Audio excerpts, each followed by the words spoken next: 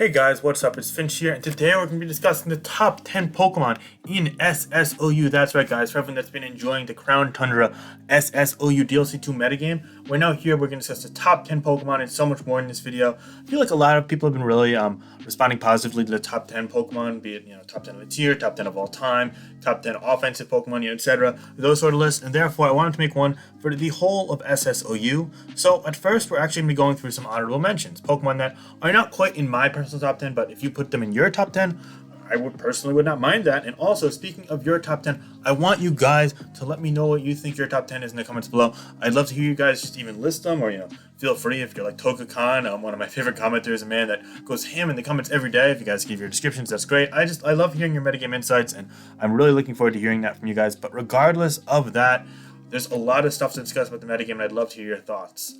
But before I hear your thoughts, here are mine. So these are going to be 5 honorable mentions, things that don't quite make my top 10, but they're absolutely in that discussion. They're Pokemon that you see still a lot more than the things that we just saw drop to UU. And if you don't know what those Pokemon are, then check out my video from earlier today. We discussed all of the tier shifts, and it was a massive overhaul of the entire lower tier system. So it's pretty damn cool if you ask me. But yeah, no, so these are Pokemon that honestly really could be in your top 10, and I wouldn't flinch at it. In fact, I initially had Heatran in my top 10, but I discussed it over with some folks, and a lot of them didn't. So ultimately, I conceded, okay, Heatran probably did fall off a little bit. So let's discuss Heatran first, as I have it at number 11. The thing with Heatran is, it initially was one of the top, 3 to 5 Pokemon, because Genesect and Naganadel virtually mandated it on balanced structures, as not much else was able to keep them in check, let alone the 2 of them in check combined. Moreover, Heatran serves as an amazing specially defensive wall that's able to set up stealth rocks and also deal out a decent amount of damage. And while Heatran did gain tools like Eruption, for example, it ultimately didn't even use those too much. It was just as good as it was defensively as ever. And that did indeed hold true as the case, but one might notice that Heatran actually has shifted to a more offensive role in the metagame, and with Naganadel and Genesect getting banned, it was definitely needed less and less and less, especially with things like Magearna, which you'll notice does not make this top 10 or even honorable mention section. Magearna definitely has not yet returned to its full form, and I think Magearna is going to get up there very soon. It's absolutely going to be, let's say I make another one of these lists in like a month or two. By the time 2021 starts, it's going to be on this list, but in the current day, Magearna is actually not there either, and that's another Pokemon that Heatran does really well against. So what does Heatran do? Why do people still use it as much as it does? Well, the thing is that it actually shifted from more of a defensive role to an offensive one, in the sense that Magma Storm plus Earth Power is absolutely devastating to switch into, without things like Roost Megaladios and especially defensive Gliscor being really common in the tier, especially because A, there are no Megas, B, there's no Gliscor, and C, even regular Latios is, you see few and far of them between right now. I think it's going to catch on more of time, but even then, it's not going to be running bulky sets that are going to be doing well against Heatran. It's going to be running more all-out attacker sets. So, all in all, I think that Heatran's place in the tier offensively is something that's very underrated in my eyes. And while it doesn't have the same defensive niche as it did initially, it's really strong with Magma Storm, Earth Power, Taunt, and then you can run Stealth Rock or Toxic or Protect in the last slot depending on your team and what you need. So yeah, and I feel as if Heatran does a great job with that. It's able to trap things like Blissey and Toxapex and even Clefable, 3 Pokemon that all are going to be in our top 10, spoiler alert. However, it also is able to do well against the cool offensive Pokemon. For example, things like Tornadus T, it's able to do really well against. Things like Dragapult, it should be able to shut down, and so on and so forth. It can 1v1 things like Millmetal if it's able to get a Magma Storm off before, if it's able to connect with Magma Storm, assuming it's not an Assault Vest Millmetal, potentially. It's able to withstand even multiple Fusion Bolts from non-Earth Power. Churum Black can do a lot of damage in return. Unfortunately, it is quite weak to the ground types that are dominating the tier, like Zygarde and Landorus, but we'll get to those a bit later.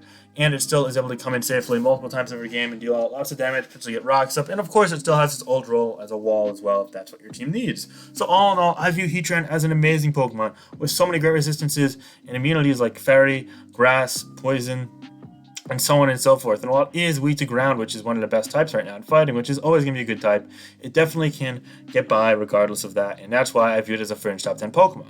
Alongside that, there's going to be Zapdos, Landorus, T, Urshifu, and Dragapult, all Pokemon that also qualify for my top 15. Dragapult's arguably at number 15 and just barely holding on to its status as honorable mention. It's just so good in this metagame right now that I personally believe that it's going to see more and more users. I feel like people kind of stopped using it when DLC 2 started, but truth be told, it's still absolutely great. And I really wonder if it's going to ever catch on even more as it did in the prior metagame, or if it's going to just keep free falling for a little bit. I think that people really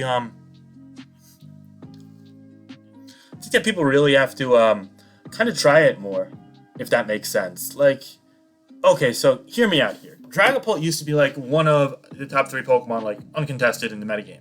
However, then it started falling out of favor for like a couple like days, maybe weeks when like DLC 1 came, and then all of a sudden it like came back with even more full force, and maybe in different sets. For example, the mix set picked up more than the spec set. Heavy duty boots were used more, etc.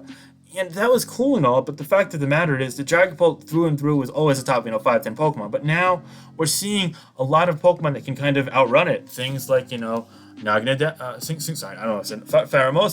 and things like Urshifu are now running Scarf a lot more. And then we're seeing bulkier walls. Like, we're seeing the Blissey that we always see, of course, but then we're also seeing things like Millmetal.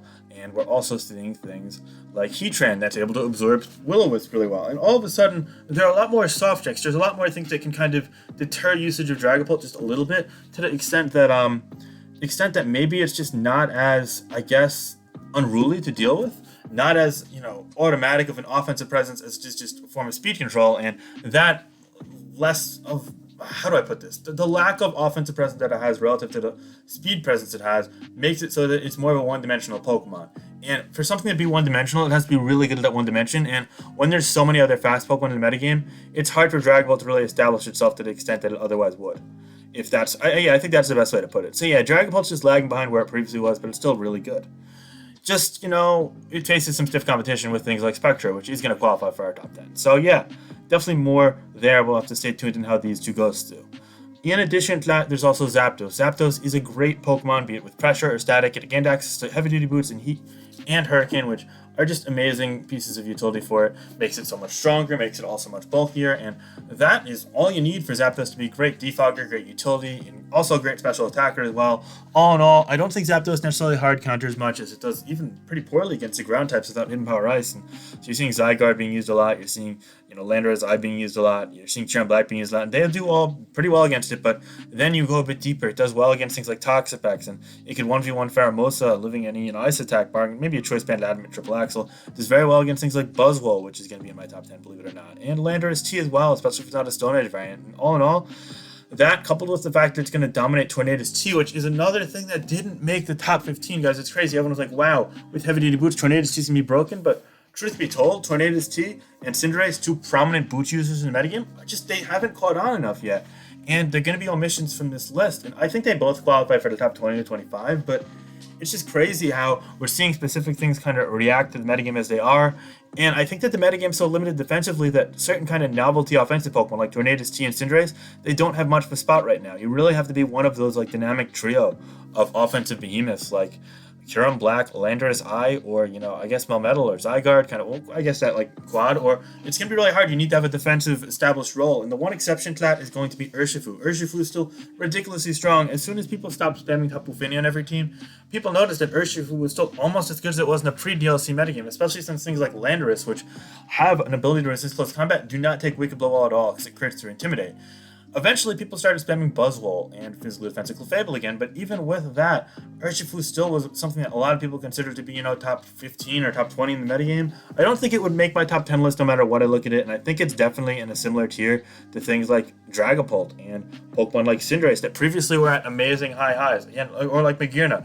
But now, they're still pretty good, but not as good. People expected more, if you will. And that's kind of where Urshifu stands at the moment. I still consider it really, really good, but is it broken? Probably not right now. Is it something that can stay in the tier and provide a healthy offensive presence that really punish bulkier cores and maybe at least force some versatility between Buzzwole and Clefable and, Toxapex plus Rock plus Dark Resist and so on and so forth, and Finny? Yeah, I think that's cool. I think it's going to, kind of prompt different defensive structures, and it's not as limited as it once was forcing the metagame to be. And I think that's definitely a step in the right direction. So Urshifu, good but not broken. Definitely worthy of an honorable mention, but definitely not worthy of a top 10 mention. And last but not least, also Landorus T, a Pokemon that it kind of has yet to find its role. People have been using specially defensive with Knock Off, Protect, Toxic, Earthquake to help check Landorus Eye. People are running Choice Scarf. People are running physically defensive Rocks. People are even running Swords Dance sets or Sash lead sets with Explosion on cheese teams, which is really cool.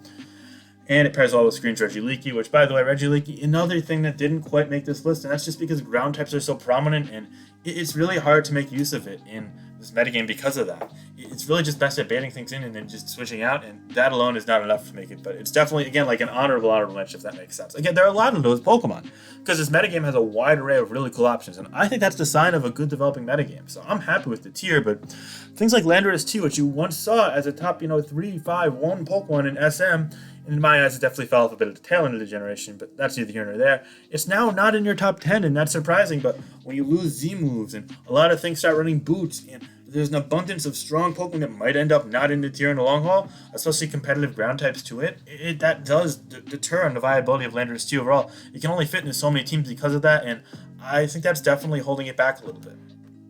In addition to that, though, we're also going to get into the top 10, and at number 10, we have a physical Pokemon that actually does very well against the aforementioned Landorus and Urshifu, and that's going to be Buzzwole. Buzzwole might be one of the more surprising Pokemon you'd see in the top 10. Seeing it ranked over things like Heatran and Dragonball and Urshifu might really throw a wrench in many of your guys' perceptions of the tier, and I understand why that would be the case, but if you guys really get down to it, Zygarde and Kyurem-Black and Urshifu and Landorus have been so prominent in the metagame, and hell, it also does super well against a non-Life Orb specially oriented Faramosa as well, virtually countering all those sets if it doesn't get frozen, and that's just absolutely amazing, because it's a Buzzwole. But Buzzwole has the perfect storm going for it in the metagame right now. It's able to check so many different Pokemon. Again, let's make a list. It's Churum-Black, Zygarde, Faramosa, Landorus T, Urshifu. I mean, hell, with this EV spread as you see here, unless it's Stealth Rock are up, with Stealth Rock being off the field, basically, an Adamant Choice Banded Urshifu Rapid Strike can't even 2-KO this, which is absolutely absurd. It maxed out at like 52%. With leftovers, it's tanking 2 all the time. That's just crazy. Yes, it does lack speed a bit. Yes, it does lack special bulk a bit, but it's an absurdly practical physical tank. It could, of course, run Earthquake over bulk up. You definitely want Drain Punch over close combat, though, as that's important for checking sub-DD Kyurem-Black and for longevity. But yeah, you could run, Lunge or Leech Life as a Bug Stab if you want, hit Slowbro and Slowking. You could run Earthquake again for Toxic Specs and getting one-shot and Heatran, hitting things like Magearna super effectively. You could even run Poison Jab for Clefable and Tapu Fini as well. I do realize that there are some matchups where Buzzwole might not be as amazing as others, but due to the fact that things like, for example, Kyurem and Zygarde are arguably pretty broken right now, as long as that holds, Buzzwole is going to be right up there in usage with them. It's going to be in a top 10 or 15 Pokemon, and in my eyes, it just barely cracked the top 10 right now. It's been absolutely amazing, and I imagine that once we see things like Boo, Rillaboom, and Kartana really pick up in usage, it'll also have another phase of really strong viability there. And then finally, once the metagame settles, I think it'll probably settle on being like a vibe option, but not a great one, because it does struggle with things like Finny and Clefable and Toxic Specs, and that's not great for it. But again, right now, it's just kind of the perfect storm of defensive and offensive combination. That's why I label it as a premier physical tank. It checks everything you need, and it makes team building so much more possible in an otherwise very hectic and convoluted metagame. So I gotta say that I think that's a really great step in the right direction, and it's really cool seeing Buzzwole being as prominent as it is in the current metagame. So yeah, definitely let me know your thoughts on Buzzwole below. Next up, we have Spectre. Spectre is such a cool new Pokemon that goes towards is in business in the metagame right now. It is an absolute stupendously strong force on the special end, as I call it, a potent special attacker. I don't know why I said absolutely stupendous. I sound like I'm like some weird commercial for a bed, oh my god, I get absolute stupendous amount of sleep on this comforter, please get it, it's $99.99 with shipping in hand. Nah, fuck that, this is just a damn Pokemon. We're talking about a horse here, so I'm not trying to sell this to you. Nah, I'm just saying it's a really good Pokemon, and it's got 2 sets and they have pretty distinct purposes. The Spec set is Breaker, but the Nasty Plot Sub-Hex set is really good in this metagame right now. Unfortunately, it doesn't have much coverage, but with this set you don't really need it. You're going to struggle against Blissey, of course, especially Teleport Blissey, plus something that, you run out of PP basically, but if you're not facing the normal type, it's going to do really well. You could burn things like Mandibuzz and eventually 1v1 them. You're going to have to get some chip or a knockoff on especially defensive Heatran, but that aside, it's really great. Hex hits pretty hard because it's got really strong special attack, and it's also a really fast Pokemon. It's even able to tank a one or hit here and there, especially on the special side, so that's cool. But yeah, no, Ghost Stab probably abuses it better than anything, despite, competition like Dragapult and Aegislash and Gengar and Chandelure being all within certain realms of viability. It has a superb speed stat, putting it kind of in the same vicinity as things like Tapu Koko and Dragapult, Zeraora. It's a little slower than them, but forces them to run timid at least. Wisp is great, hitting dark types like Tyranitar, Mandibuzz, and Substitute is also good, so it can set up on things like Toxapex. And all in all, I definitely view Spectre as a great option right now. I would advise trying it out. Its bulk isn't amazing, and it doesn't have coverage outside of the ghost moves. Like, if this thing had Aura Sphere or Moonblast, it'd be so amazing, but unfortunately that's not the case. But fortunately, it doesn't need it. It's still just that good. I definitely could see this being an outside looking in. In fact, if I had to do it all over again, I'd probably rank it below Buzzwole right now, which might sound crazy because a lot of people wouldn't even have Buzzwole in the top 10, but I think it's really good. I just think that eventually over time, Dragonball's going to become the premier ghost again just because all of the defensive utility it provides alongside the offensive utility, but right now, as the metagame's raw, the sheer offensive presence of Spectre is definitely not something to mess around with. I'm really curious to see how it'll age with the metagame. I don't think it's going to age as well as you'd like it to, but I think it'll still remain within the realms of viability. Next up, we have Blissey, which is a great specially defensive pivot in this metagame. It's able to run teleport, which makes it much less passive than it otherwise would be. In addition to that, it can't afflict status with Toxic or Thunder Wave, which is a bit more common, the latter that is, and also chip damage with Seismic Toss, which is virtually in every set. It can also set up Stealth Rocks, but normally it forgoes that and elects to run Teleport plus Thunder Wave or Toxic plus Seismic Toss. So yeah, it walls most special attackers. It can't get too KO'd by Sheer Force, Landorus, Eyes, Focus Blast, so it has to watch out for that. And it can get trapped by Mad Storm plus Taunt Heatran, but with that aside, it's a super great special tank, able to wall a number of things, and it definitely cracks my top 10 right now. In my eyes, Blissey is a staple on certain variants of, bulky teams and stall and whatnot. Well, stall isn't great in the metagame right now. It's certainly a viable playstyle, and you have to respect it. So yeah, Blissey definitely deserves an honorable mention for that. It's one you kind of face those archetypes, and it's still a great pivot on balance teams as well. And it plays much less passively than it did in prior generations, and I think that goes such a long way towards the viability of Blissey in this SS metagame. Beyond that, though, there are also some other Pokemon that might be actually packing a punch much more than Blissey. And one of those Pokemon is going to be Faramosa. Faramosa runs an abundance of different sets right now. These are just two, the Choice Banded set that I'm alluding to now, and the Heavy Duty Boot set that you've seen me use as well. Both these sets are great. I particularly like the Choice Band set with Future Sight support from Slowbro and Slowking, and Heavy Duty Boot set for more general usage, especially with the lure, things like Toxapex and Aegislash. But regardless, it's very frail, and that's why I label it as a versatile last cannon. It has great physical options, great special options.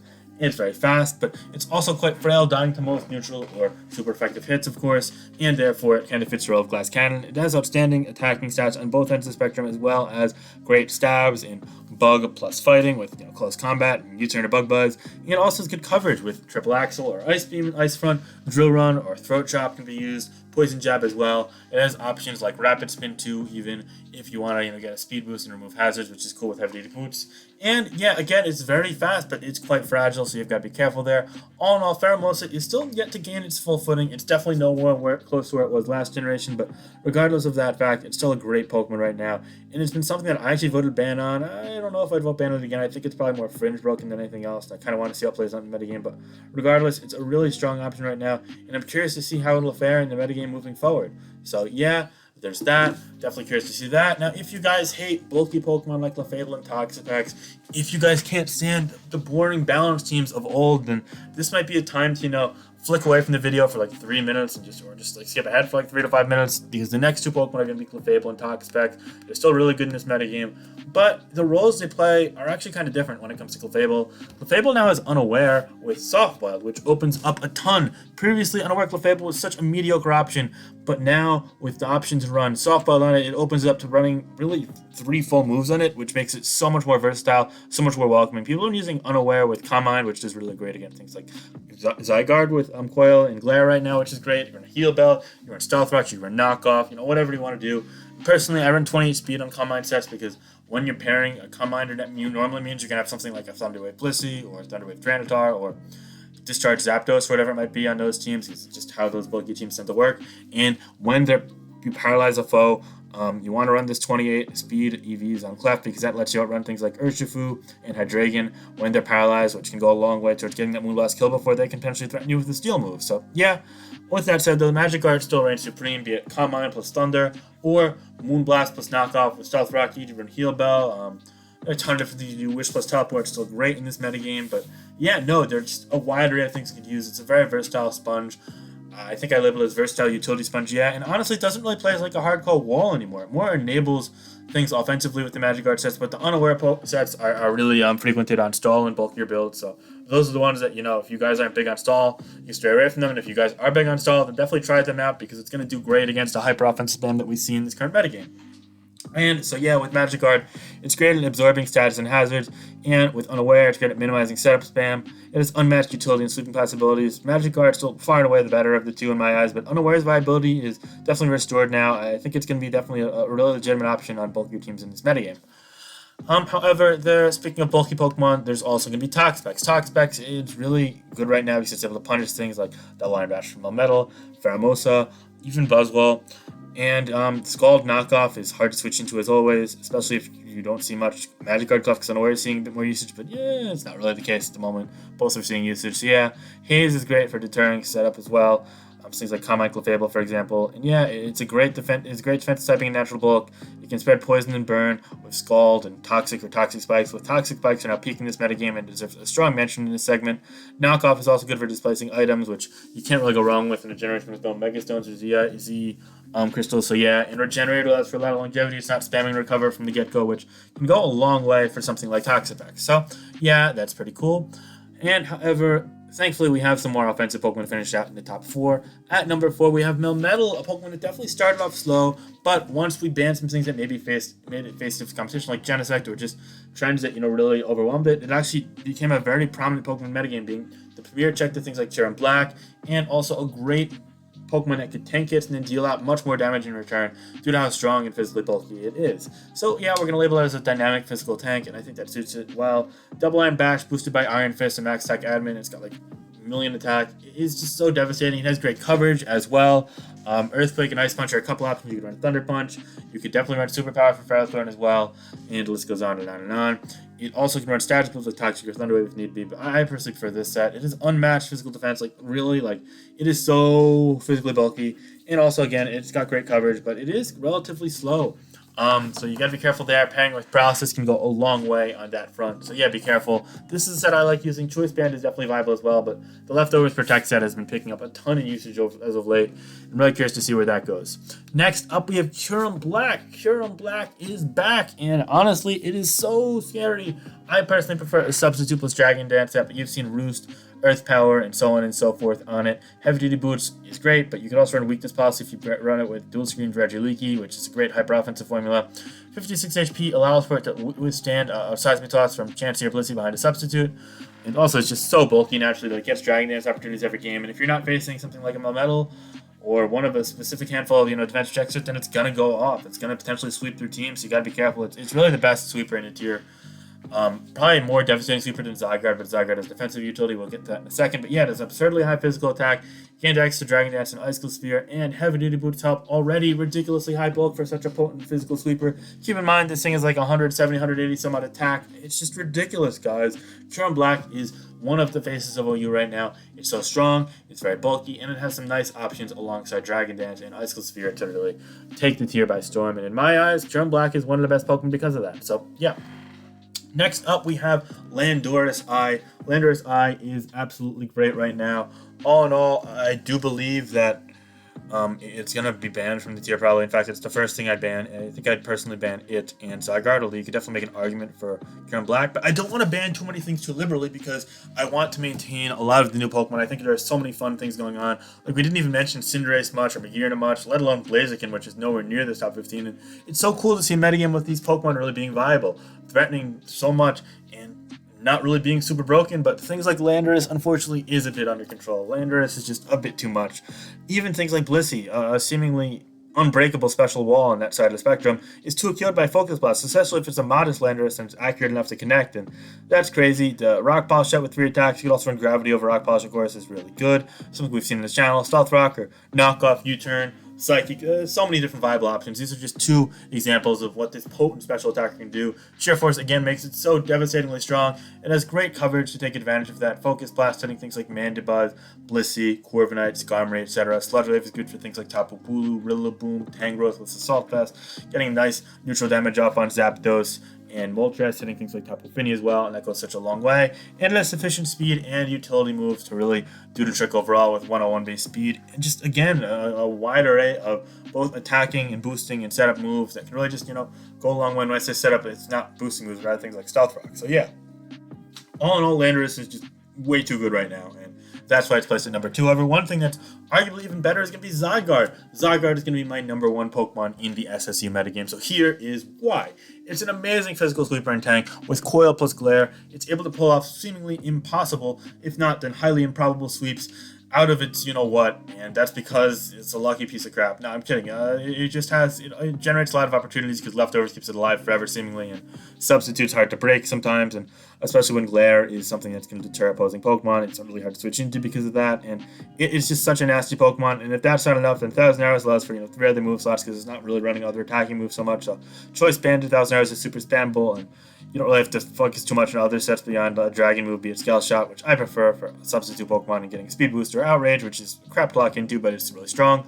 And Extreme Speed is also really good for revenge killing things. But yeah, no, you could also run things like Dragon Dance on screens with Weakness Policy. You could run things like Toxic Protect. There's just a ton of things you could do. 1,000 Arrows being super spammable, it goes such a long way. Zygarde has immense bulk on the physical end and even pretty damn good bulk on the special end. While it's not the fastest and it is weak to things like Ice and Dragon, it's able to have more than enough redemption in terms of other qualities that it's going to be one of, if not the best Pokemon in the metagame. And in my eyes, it is at number 1 right now. Zygarde is just an unmatched sweeper, really good offensive and defensive presence in my eyes. It is the essence of SSU as it stands. I'm curious to see what you have to think about Zygarde, about Landorus, about Kyurem-Black, about Millmetal, and so much more. What Pokemon would you rank number 1? Which Pokemon would you not include in your top 10? Which ones do you like being in your top 10? So on and so forth. What do you think I missed, or what do you think I hit on? Let me know in the comments below, guys. Thank you so much for checking out this video. It's been a pleasure really discussing this new metagame with you guys developing. I feel like we've gained a lot of new people in our community as well, and that's so cool. If you guys have any friends into the game, definitely let them know to check out my channel because we got a lot of competitive content coming up.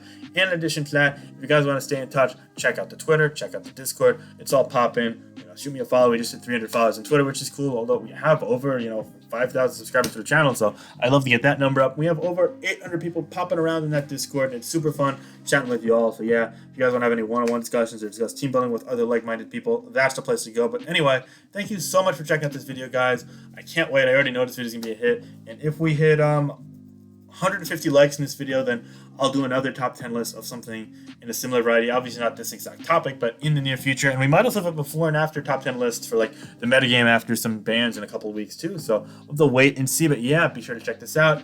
Have a great day, guys. And thank you so much for watching. Be sure to like, comment, subscribe, and peace out. All right, bye, guys.